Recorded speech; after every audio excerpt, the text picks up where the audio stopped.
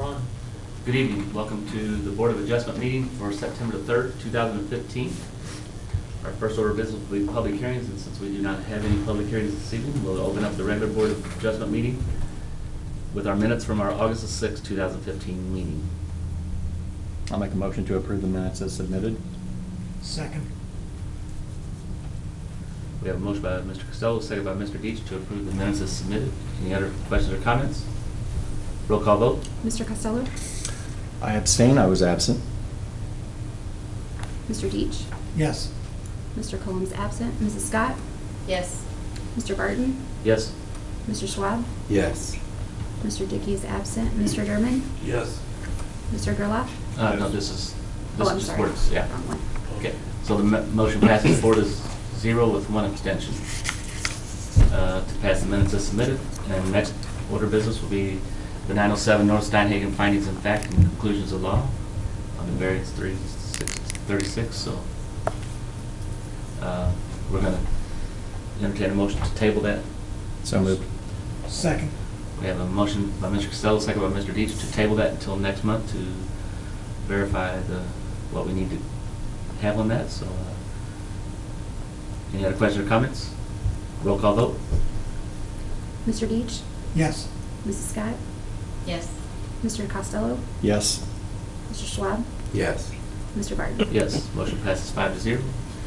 And at this time, we'll go ahead and close the Board of Adjustment meeting and open up our regular Planning and Zoning Commission meeting. So, come on up, back up, Mr. Durbin. Right up front. Be on camera. You sure? Remember everybody's up there. You might as well, there's an empty seat. Oh, you got, where's Sharon?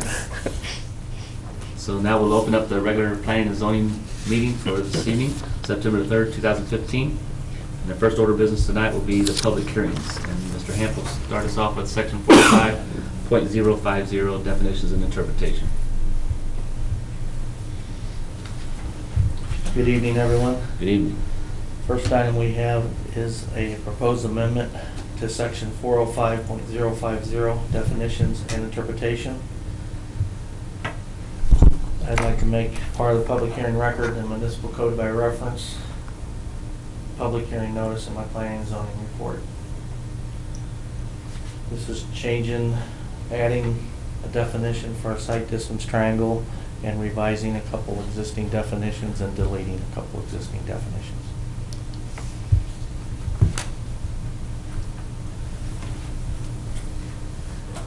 Anybody have any questions or comments, or anyone here to speak on behalf of this public hearing this evening? Hearing none, we'll close that public hearing and open up our second public hearing, which is the Chapter 420 fence regulations. Mr. Hamp? This is a proposed amendment to Chapter 420 fence regulations, ADM-79. Once again, I'd like to ask to make part of the public hearing record, the municipal code by reference, public hearing notice, and my planning and zoning report. This is revising the fence code to add a site triangle requirement and to delete the 27-foot off of existing pavement. We've had some residents question that part of the code, so we're going to revise it and try to make it work out best for everybody and still maintain safety. Okay. Is there anyone else to speak on behalf of that tonight? Hearing none, we'll close our public hearings for this evening and open up our regular Planning and Zoning Commission meeting with our minutes from the August the 6th, 2015 meeting. Make a motion to approve the minutes as submitted. Second? We have a motion by Ms. Scott, second by Mr. Costello to accept the minutes as submitted. Questions or comments? Roll call vote. Mrs. Scott? Yes. Mr. Barton? Yes. Mr. Schwab? Yes. Mr. Durbin? Yes. Mr. Gerlach? Yes. Mr. Costello? I abstain, I was absent. Mr. Deach? Yes. Motion passes 6-0 with one abstention and 3 absent. First order of business on the agenda tonight will be Warren County Fair Association Mud Run Special Event Permit. This is a special event permit application, SEP 15 approval request for a mud run for September 19th, 2015. On July 31st, 2015, Paul Owenby, care of Warren County Fair Association Board, submitted a special event permit application for a mud run event to be held at the Warren County Fairgrounds on September 19th, 2015. And Paul's in the audience if you have any specific questions for him. Okay. There's been previously approved a daytime motocross race earlier in the day that they're And trying to make. we discussed last time, both events, just, Mhm. they were. The one was this too submitted late to later. get to the. Yeah, is why it's coming in separate. Are the motocross and the mud run on the same day, or is motocross the first day and mud run second day? Same day. Same day? Okay. Originally, were they separate? No, originally the motocross was set to do it, so that's what I filled the paperwork out for, and then after I got that turned in, then the board decided, well, if we're gonna be there for the day, let's be there for the whole day. So that's when they wanted to add the mud run on, since they're two different areas. Mhm. You know, motocross on the north end and then the main stage area. Okay. They have a rodeo that's a 2-day event. Maybe that's what you're thinking of, Scott. Well, on the diagram, it says September 14th on motocross and September 15th on mud run. That's why I was unclear. No, it should say special event permit Okay. is what that abbreviation's for. Oh. Yeah. I thought it was September 14th and September 15th. 11th and 12th and then 19th. Okay, all right, perfect. Okay, I then could see that. The only question I have is there's on the The mud first run's in picture here. that we have, it shows In the the mud run middle kind of of off. Race. It's labeled kind of off and to the right, but then the next one shows it like in front of the stage. So is it actually in front of the stage? The center of the track, I don't know which picture, I don't have, where I can see what you're looking at there.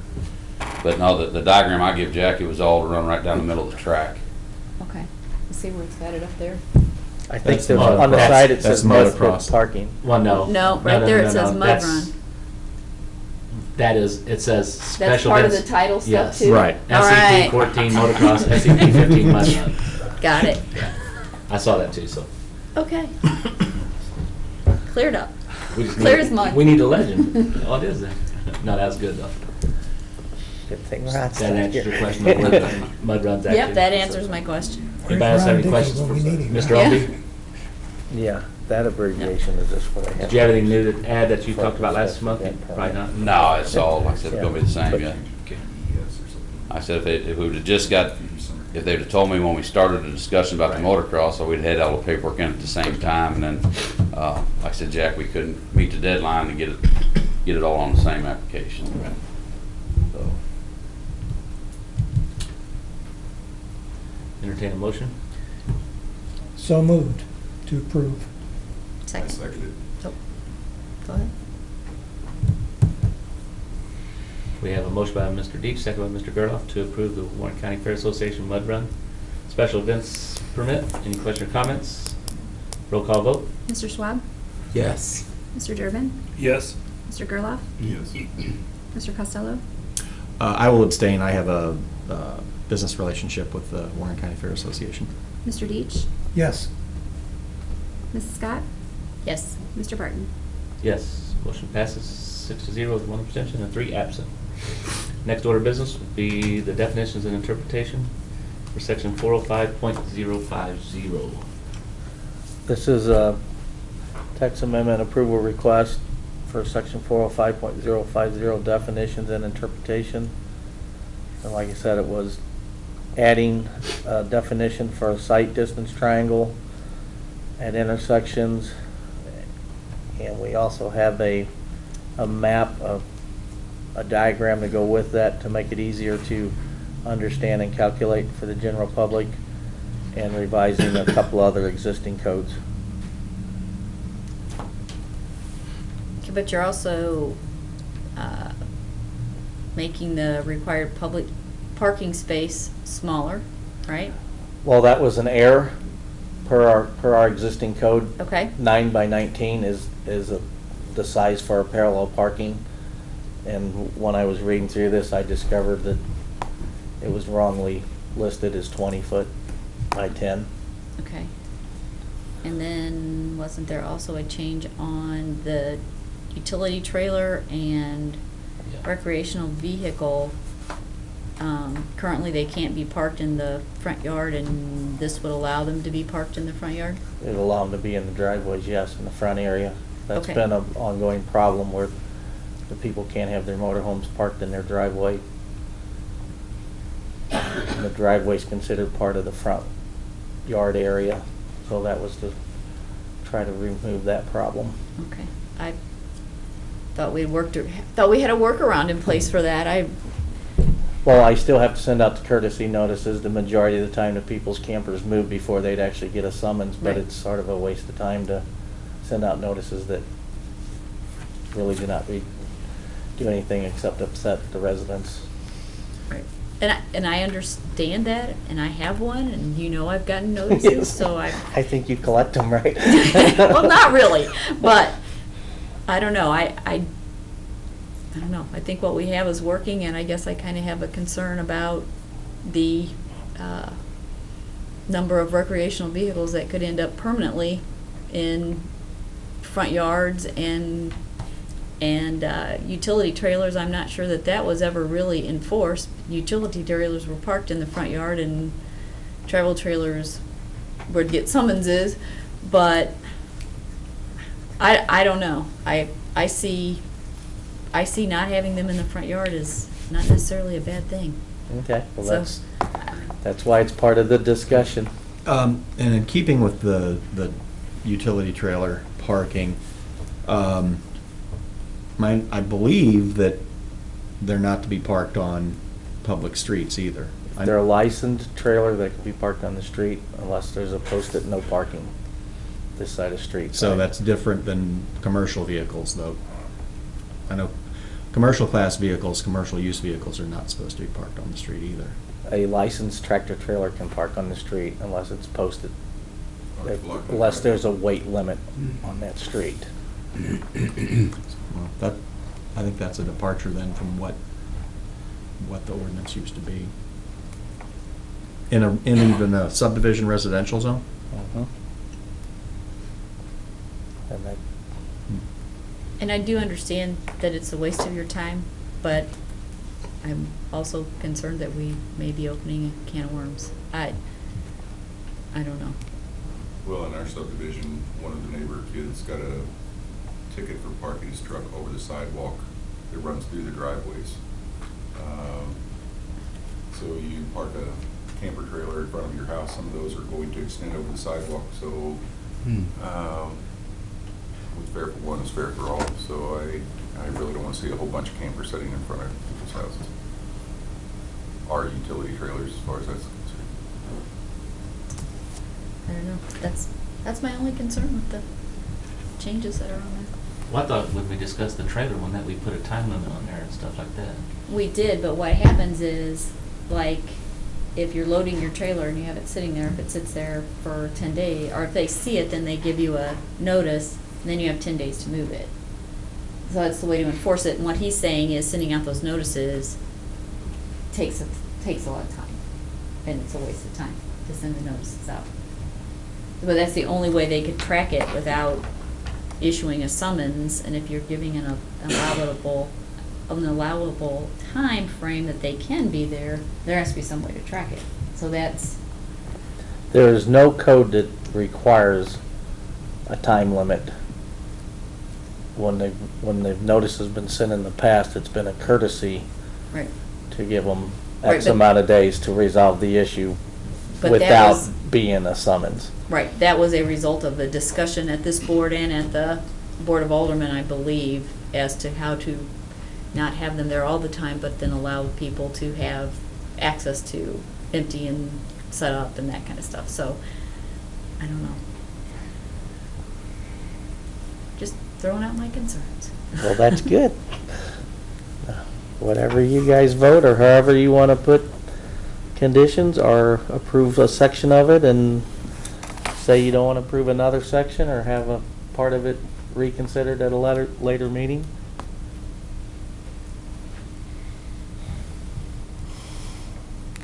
To understand the question that you answered earlier on the parking space size, so, I mean, the way it reads to me is that the original requirement was 10 by 20, but we're striking that in favor of 9 by 19, and you said that the 9 by 19 is what constitutes a parallel parking space? No, if it's perpendicular, the 10 by 20 in the definitions is incorrect. Right. So what Hang on was? 1 second. You keep going, I'm looking up that Okay. exact section of code.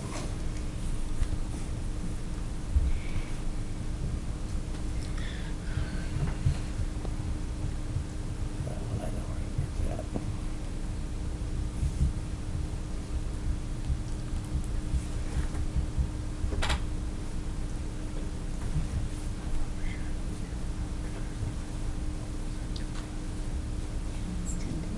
For a parallel parking space under section 405.250, off-street loading and parking, a parallel parking space parallel to the curb needs to be 9 foot by 24 foot. If it's at a 30-degree angle, it needs to be 17.3 feet by 18 feet. If it's at 45 degrees, it needs to be 19.8 feet by 12.7 feet. If it's at 60 degrees, it needs to be 21 feet by 10.4 feet. And if it's a 90-degree parking stall perpendicular to the curb, it needs to be 19 feet by 9 feet. That's our existing code in section 405.250. Okay. The definition of that parking stall was, whenever it was created, was Okay, incorrect. so, all right, I understand it now. Your answer before, I was trying to understand whether you were saying that we were exchanging it for the dimension on parallel, so I misunderstood that. I'm just making it match the detail section of code. Okay.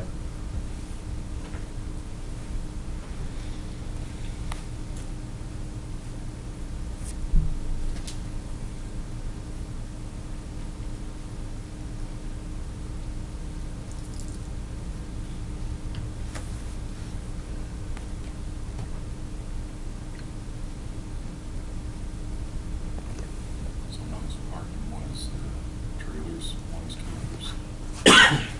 This is what was changed, not the vacation or recreation vehicles. He used to say parked in any required front yard, which meant they could never put it in their driveway. That's what was said. Okay. Well, to move the discussion forward, I would like to make a motion that we That's all that was changed on the code. approve this with the, leaving the trailer issue alone, and then That's what we did for the um, we can vote separately on the trailer issue, because I think that, unless somebody has an issue with anything else that's in there. Well, I would suggest to add not just the trailer issue, but then in the definition on the vacation or recreational vehicle, where that same clause is struck, that, do you feel differently that both trailers? Recreational vehicles and the utility, Right. yeah. Okay. I think we should vote on those two separate. Okay. I'll So- second that. So it would be you're voting to approve this with the exception of them two changes to them two definitions? To make sure Correct. it's perfectly clear? Yes. Okay.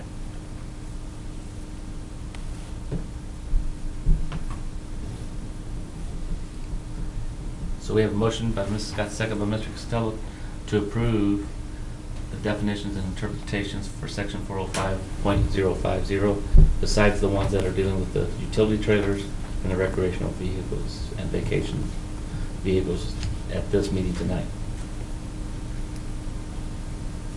Is that correct? Mhm. Does anybody else, any further discussion on that or questions? Are we gonna vote on the other also tonight, or, That was gonna be my next motion. okay? I guess we'll save that one in for the next Round. round. Yeah. Any other questions? Roll call vote? Mr. Turpin? Yes. Mr. Gerloff? Yes. Mr. Costello? Yes. Mr. Deitch? Yes. Mrs. Scott? Yes. Mr. Barton? Yes. Mr. Schwab? Yes. Motion passes 7-0 with 3 absent.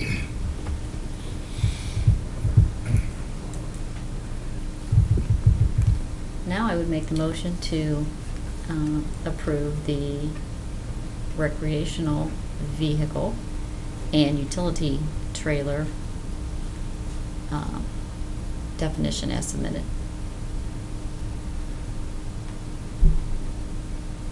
As submitted with the deletion of the parking in the driveway? Yeah, because you have to make the motion in the Oh, you're right, positive, okay. right? All right, I So get it. I'm making the motion Yeah. in the positive. Okay, I'll second that. So you're saying leave it so they can park in front of the, I'm saying, in order to make the motion in the positive, I'm saying that my motion was to accept what was presented with the line through and required to be part. If you vote, or at least this way I'm understanding it, if you vote yes, it changes. If you vote no, then you're voting to leave it the way it is. But this vote's not necessary. Your previous vote Took care of that. said to leave it as is. Yeah, Oh, it right. stands as. The it vote was that you originally just written. made Right. said to change everything except them two. So them Okay. two will not be revised when they're okay, presented to the so- Board Okay, of what I would, Aldermen. what my intent was to be able to vote on those separately so that, because depending on how the vote went, it didn't Right. skew everything. It would only skew those two. But we can leave it. I'm fine with that too. But we can bring that up at a later date to readdress that issue if needed. Absolutely. For more discussions, what But it basically your is. previous vote just basically took care of that. Right, You approved everything except changing them two. right. So that's what will be presented to the board, that you would, the commission That we agreed with everything, but they did not want to revise them two definitions. Good enough.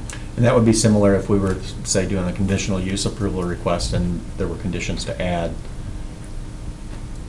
Look, we approve this plan, this site plan, conditional use request, providing the following conditions. And Okay.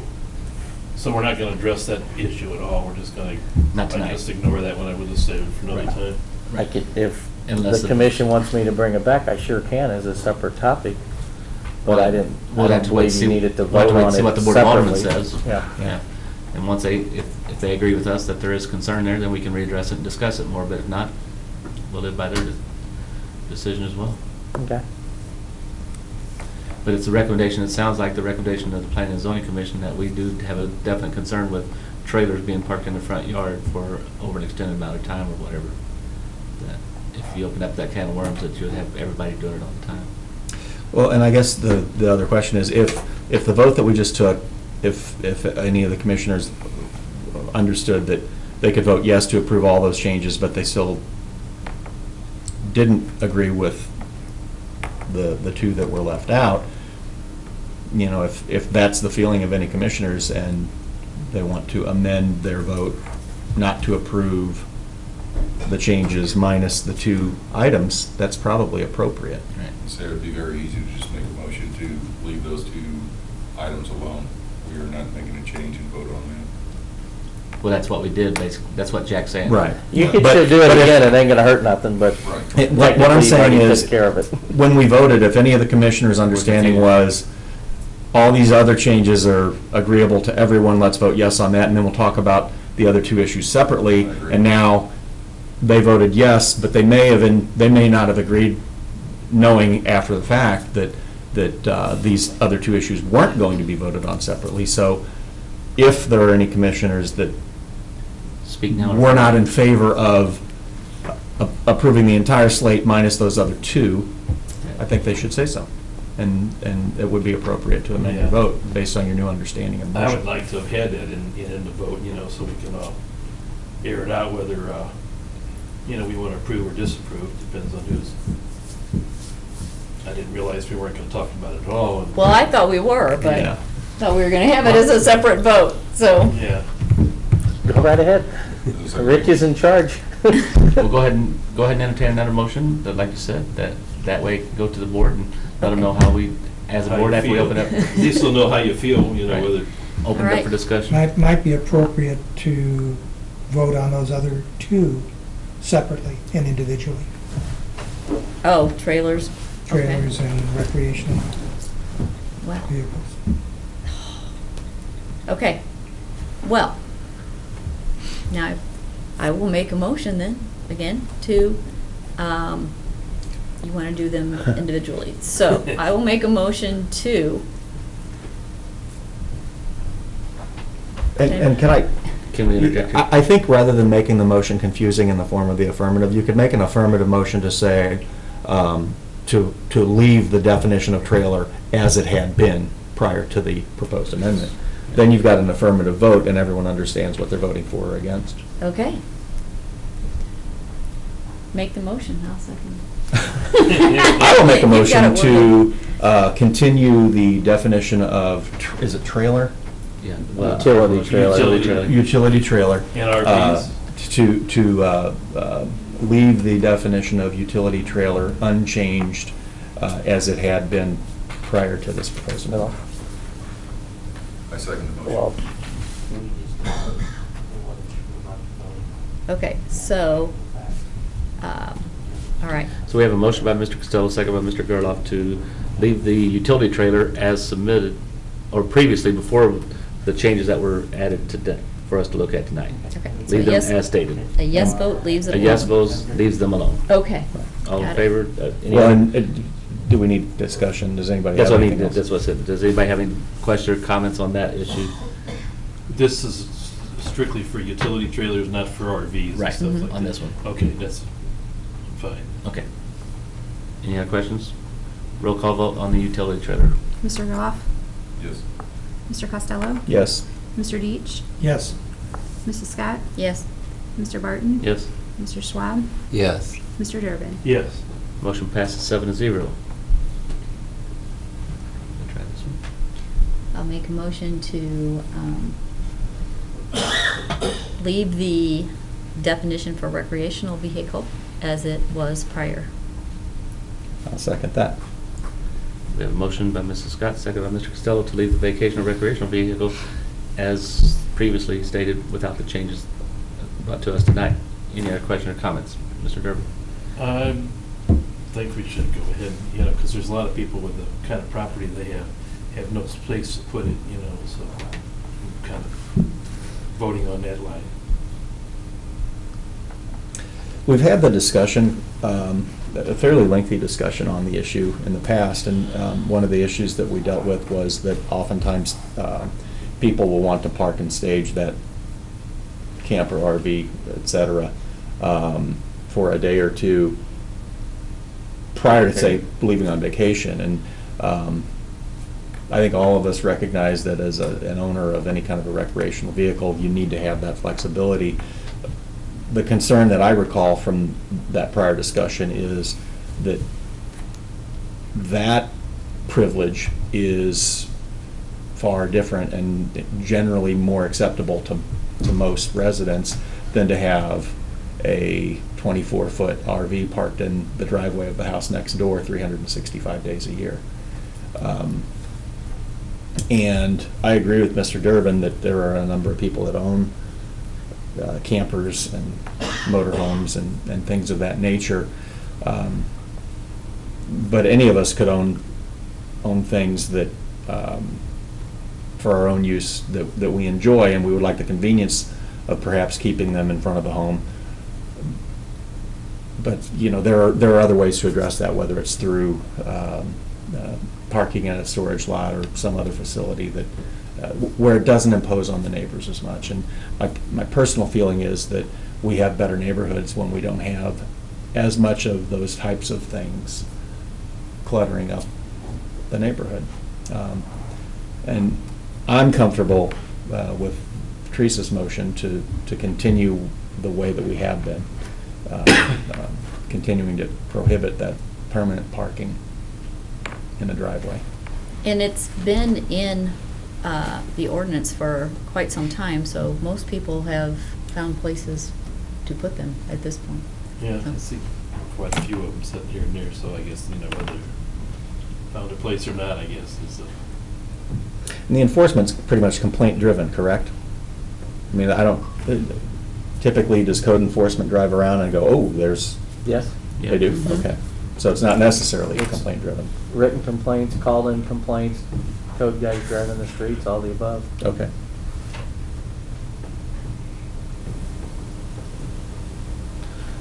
So we have a Just ask motion the and a people who second. say it's only been here for 3 hours, why am I already contacted? So we have a motion and a second to leave it as is. So if you're voting yes, you're in favor to leave it as it is. If you vote no, you'd like to leave it, you would like to see the changes made, correct? Everybody understand? Roll call vote? Mr. Durbin? No. Mr. Gerloff? Yes. Mr. Costello? Yes. Mr. Deitch? Yes. Mr. Cullum? I'm sorry. Mrs. Scott? Yes. Mr. Barton? Yes. Mr. Schwab? Yes. Motion passes 6-1 with 3 absent. And the next order of business will be the Chapter 420 fence regulations. It's a proposed text amendment to Chapter 420 fence regulations, specifically Section 420.050, adding the sentence on corner lots, no fence shall be permitted within the required site distance area. And then also in Section 420.090C, deleting the statement that a fence cannot be any nearer than 27 feet from the street curb or gutter, and replacing that a fence shall not be permitted within the required site distance area.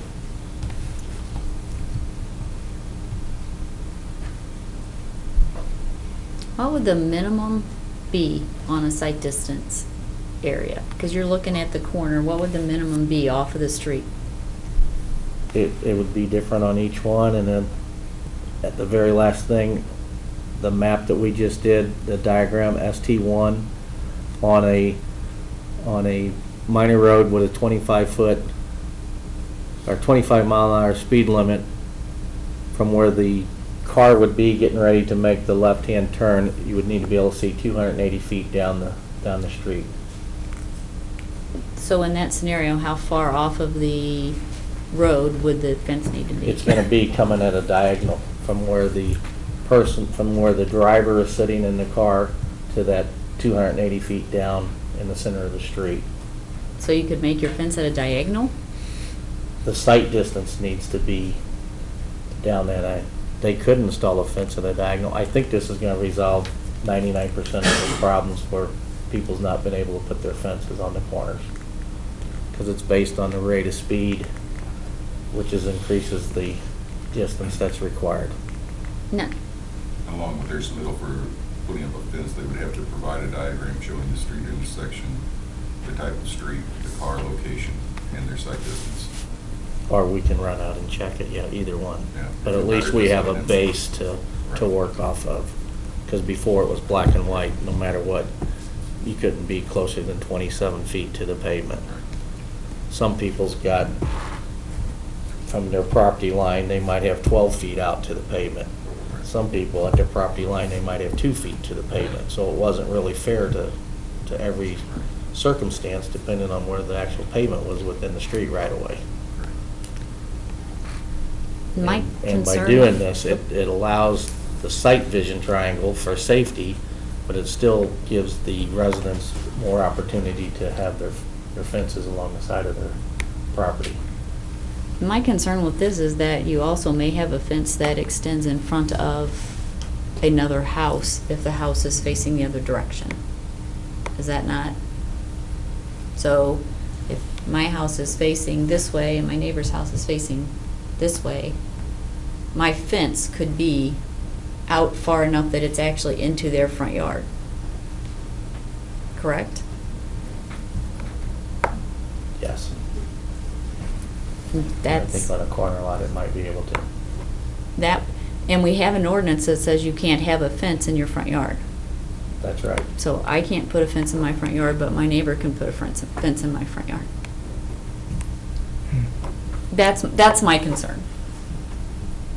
The front yard is considered where your front door is facing. So on a corner lot, if my front door is facing this way, this here would be my side yard. I get that, but the guy whose house is behind mine, who faces the other way, when you put that fence up, now has a fence, basically that's going to be, it's not going to be in their front yard because it's in the neighbor's yard, but it's going to have the same effect as putting a fence in their front yard. That's my concern. And will it block, if their driveway is along that fence, will it block their view backing out? Yes, it will. And that could be, I'm sure that's gonna be a very rare circumstances that we're gonna have that happen, and do we penalize everybody because of, and he's gonna be making, aren't you gonna be checking the fences and everything before the permit's issued? My department reviews all the Yeah. applications, yes, sir. So you're saying that you don't think there's very many cases where the fence would be in the neighbor's, I think it'd in front of the neighbor's building? I think it'd be very Setback line? minimal when you come to see what most of the stuff that I've seen that people when it fences, that it's almost like the number was gotta be, of course, we don't know until they start coming in, but Jack would be making that decision. I would be more It would be comfortable if based it said that strictly it on the couldn't code. be in front of the neighbor's setback line. That, and maybe maybe that is rare, but I'm thinking it may not be rare. And that's the only concern I have with it.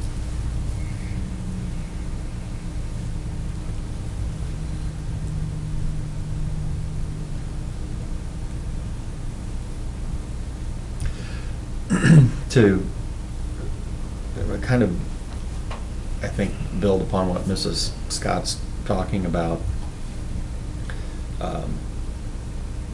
each lot has its own peculiarities, and particularly corner lots have their own peculiarities.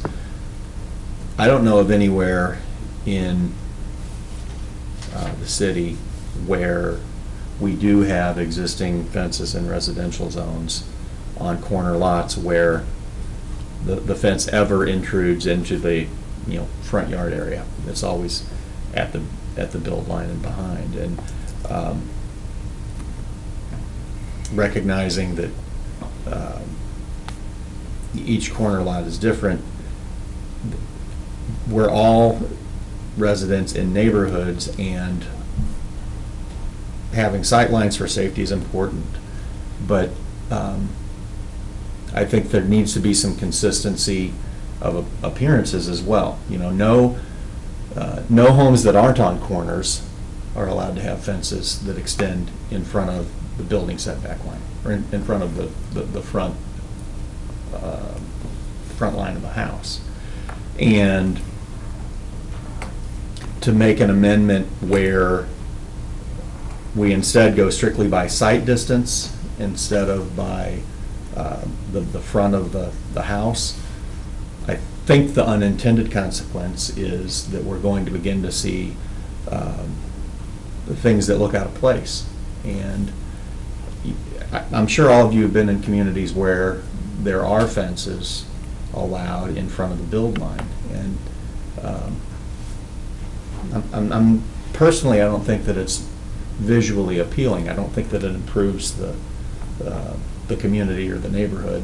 And I think whether it's intended or unintended, I think there is an unintended consequence, and that it won't be until after we see these applied in practice that it is recognized that really isn't what we meant.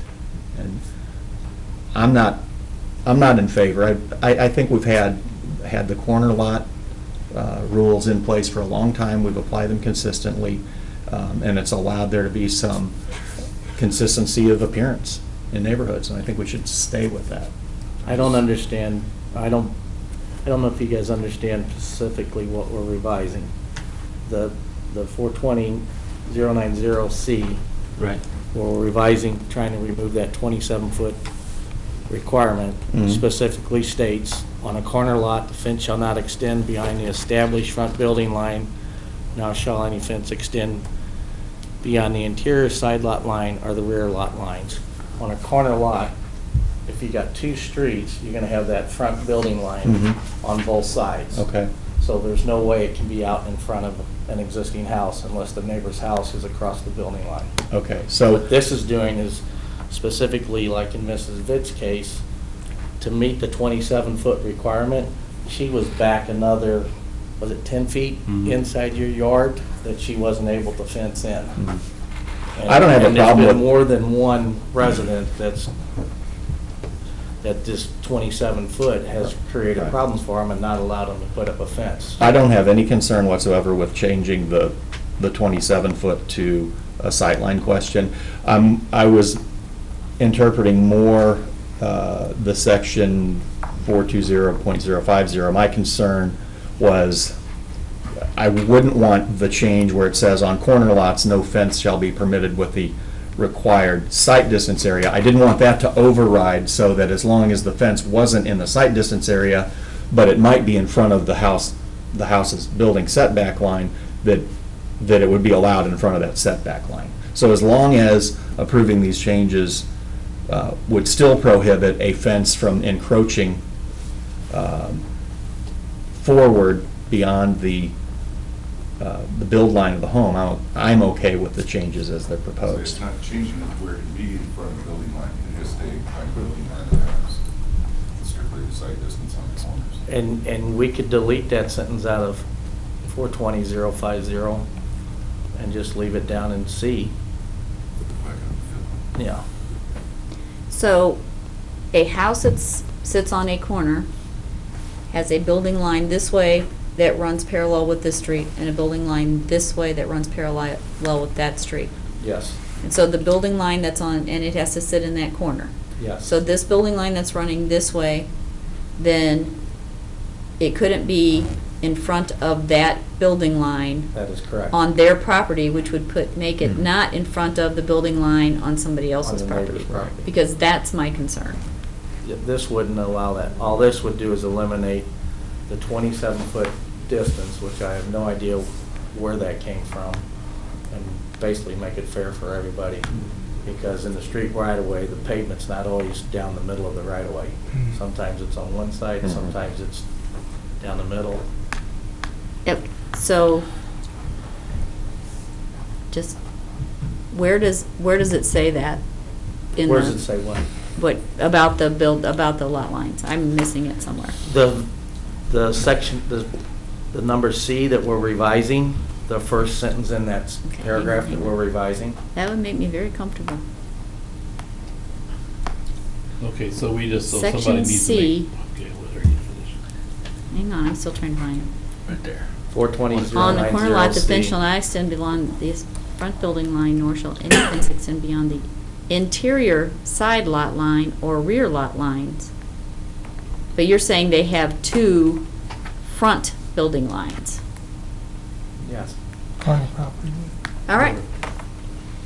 You know what that means? We need to get a whiteboard so you can start drawing for us.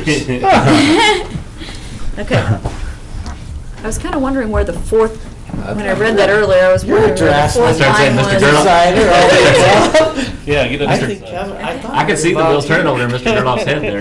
He could picture this. We were trying to, I just drew for 12 hours. Yeah, I ain't drawing I that was trying to follow line, Mrs. that's Scott's fingers here. Yeah. Yeah, I needed something to draw. So we need to Okay. make a motion that we're gonna accept what you, I'll make the motion. And I'll second it. Do you want to delete that sentence out of No, I, number 5 above? oh, unless they want to. As- So no, if as you're long concerned as- about it overriding it? As long as those building lines for the neighbors are not encroached upon, Okay. I'm good. That was my concern. Any other questions or comments? We have a motion by Mr. Durbin, and a second by Mr. Deitch to approve 420 fence regulations as submitted. Any other questions or comments at this time? Roll call vote? Mr. Deitch? Yes. Mrs. Scott? Yes. Mr. Barton? Yes. Mr. Schwab? yes. Mr. Durbin? Yes. Mr. Gerloff? Yes. Mr. Costello? Yes. Motion passes 7-0 with 3 absence. We'll close the meeting at this time and ask Mr. Hamp for an officer's report. Everybody have a great holiday weekend. You as well. Safe. Entertain a motion to adjourn. So moved. Mr. Deitch, second by Second. Mrs. Scott. All in favor, say aye. Aye. Have a great holiday weekend.